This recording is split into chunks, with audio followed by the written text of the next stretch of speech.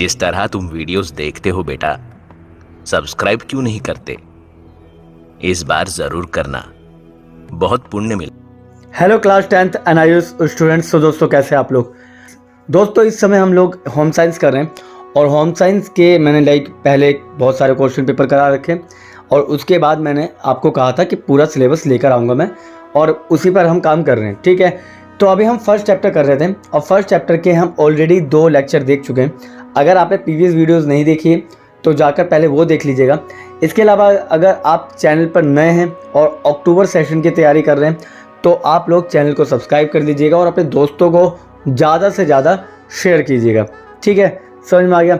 और इसके अलावा बता दूं, जो पुराने स्टूडेंट हैं उनके लिए भी बहुत सारी हम खुशखबरी लेकर आने वाले हैं। ठीक है, बस अभी थोड़ा आप इंतज़ार कीजिए। ठीक है, बाकी इन्फो डालते रहता हूँ मैं आपके रिज़ल्ट के रिगार्डिंग, तो वो भी आप देखते रहिएगा। ठीक है, चलिए, और अपने दोस्तों को शेयर कीजिए जो भी बच्चे 10th में आए उसमें नए आए हैं। ठीक है, ताकि देखिए जैसे जैसे हमारे व्यूज़ बढ़ते हैं वैसे वैसे हमें भी एक मोटिवेशन मिलता है। ठीक है, चलिए, तो इससे पहले हमने बात की थी कि क्या क्या चीज़ें हम होम साइंस में करते हैं, यानी होम साइंस क्या था, होम साइंस के कार्य क्या थे, ये सब कुछ हमने पढ़ दिया था कि होम साइंस की ज़रूरत किसी व्यक्ति को या किसी परिवार को क्यों होती है। ये सब हमने लास्ट लेक्चर में देखा था और उससे पहले वाले लेक्चर में देखा था।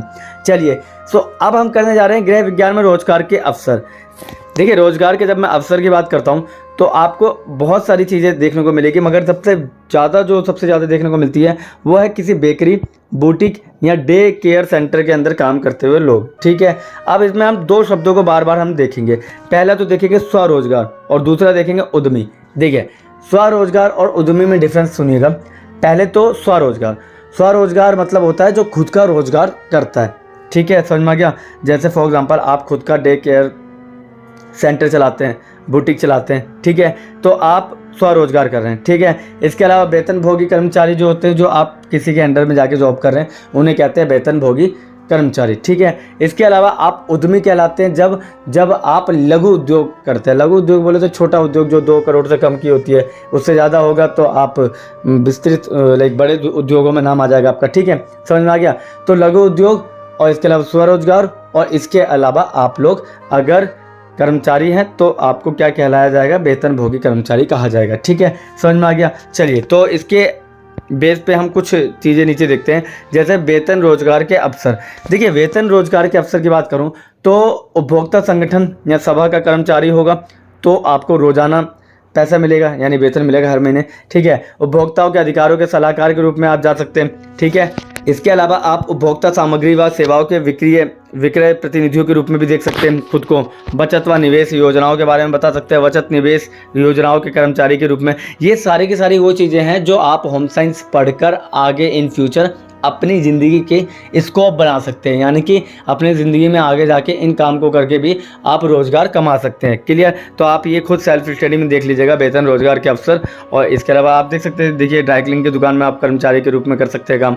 ठीक है, खान पान के केंद्रों में कर सकते हैं, कपड़े जो बनती हैं जहाँ पे बनाए जाते हैं वहाँ पे एडवाइजरी का काम कर सकते हैं आप। तो ये आपके ये आपके कर्मचारी के रूप में काम होता है। ठीक है, अब स्वरोजगार की बात करते हैं। स्वरोजगार का मतलब होता है, जैसे फॉर एग्जाम्पल किसी ने आंगनबाड़ी खोल दी, ठीक है, किसी ने डे केयर सेंटर कर दिया, किसी ने घरेलू हस्तकला को सीख लिया, ठीक है, और उसी का शुरू कर दिया काम। यानी कि स्वरोजगार मतलब कि घर के अंदर छोटे मोटे जो काम करते हैं ना आप लोग, वो। ठीक है, और इसके अंदर ये सारी चीज़ें वही आएगी। जैसे आप पेंटिंग सिखाना शुरू कर देंगे, घर के एक काम में आता है। इसके अलावा आप अगर आप बहुत अच्छा खाना बनाते हैं तो आप भी क्या कर सकते हैं, उस खाने को भी आप अलग अलग जगह पे ट्रांसफ़र करवा सकते हैं जहाँ पे नीड है, और उसके बदले आपको पैसे मिलेंगे। ठीक है, समझ में आ गया। तो ये स्वरोजगार का एक ऑप्शन होता है। ठीक है, इसके अलावा खुद के ड्राई क्लीन की दुकान खोल सकते हैं आप, कैंटीन के मालिक के रूप में हो सकते हैं आप। ठीक है, घर से पैक की गई सब्जी, भोजन, ठीक है, सामग्री हो गई, ये सब कुछ आप बाहर बेच सकते हैं। ठीक है, पार्टियों में कैटरिंग की सेवा दे सकते हैं। तो ये सारे काम भी इसी के अंदर में आते हैं। क्लियर? यानी कि अभी मैंने आपको दोनों चीज़ बता दी, रोजगार और वेतनिक कर्मचारी जो महीने महीने में वेतन देते हैं। ठीक है, और लेते हैं। ठीक है, चलिए, इसके अलावा आप ये जो चीज़ें देख रहे हैं इसमें क्या है, रोजगार के क्षेत्र हैं।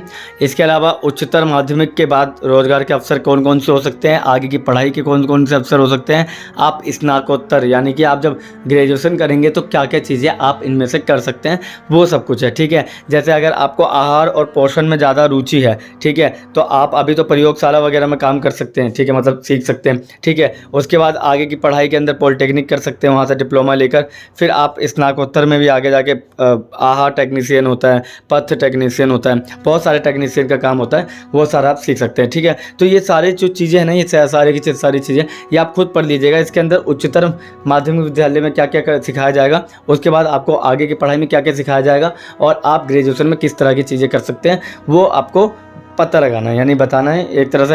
ये चीज़ आपको खुद पढ़नी पड़ेगी, क्योंकि इसमें से एक दो पूछे जाते हैं और पिछले एग्जाम में तो ये भी नहीं पूछा गया है। ठीक है, समझ में आ गया, तो इतना इंपॉर्टेंट ये है नहीं। ठीक है, हाउस कीपिंग या फिर घरेलू देखभाल की बात कर रहा हूँ। आंतरिक सज्जा, फाइनेंसिंग, मतलब अगर आपको आंतरिक सज्जा करना पसंद है या साज सज्जा मतलब होता है कि डेकोरेशन वगैरह पसंद है, तो आप उसका भी आगे जाके कोर्स कर सकते हैं। और ये तीनों बेस पे दिखा रखा है कि अभी आप स्कूल में क्या सीखिए, उसके बाद कॉलेज में क्या सीखिए, और कॉलेज के बाद कौन सा डिप्लोमा कोर्स कर सकते हैं। ठीक है, समझ में आ गया, ये दोनों पेज पे आपको यही देखने को मिलेगा।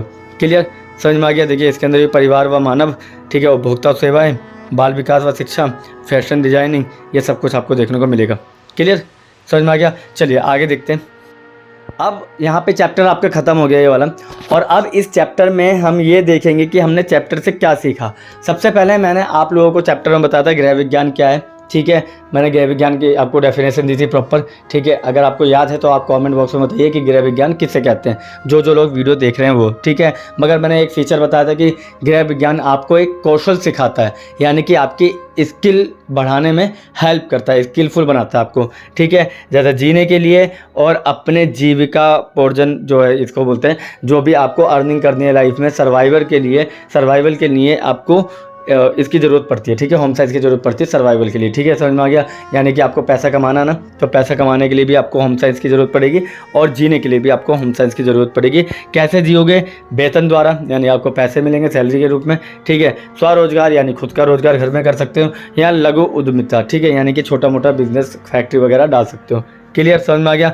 बाकी अब ये क्वेश्चन खुद कर लीजिएगा कि वेतन रोजगार व स्वरोजगार के अंदर अंतर स्पष्ट कीजिए। बाकी घर व गृहस्थी में अंतर स्पष्ट कीजिए, व्यवसाय और उद्यमिता में अंतर स्पष्ट कीजिए, और सबसे ज़्यादा इंपॉर्टेंट क्वेश्चन है, गृह विज्ञान केवल लड़कियों के लिए अर्थपूर्ण है, व्याख्या कीजिए।